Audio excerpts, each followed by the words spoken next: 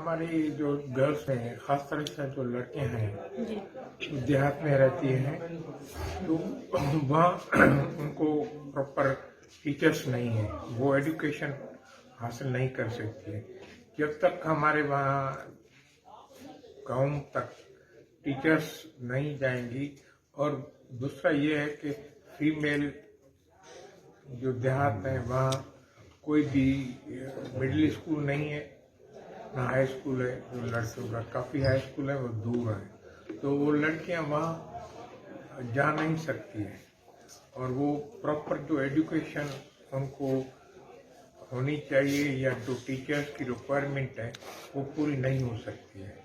तो हमारे को ये है कि उसमें रिलैक्स करके देहात की लड़कियों को जब हम अपॉइंट करेंगे तो देहात के स्कूल खुलेंगे, और वहाँ मिडिल स्कूल हर यूसी में कम से कम 2 होने चाहिए।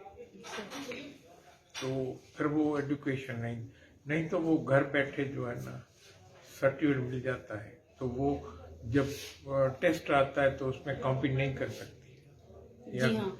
घर बैठे कोई लड़की पढ़ती है, उसका वालिद टीचर है, कोई रिलेटिव टीचर है, स्कूल और घर की एजुकेशन में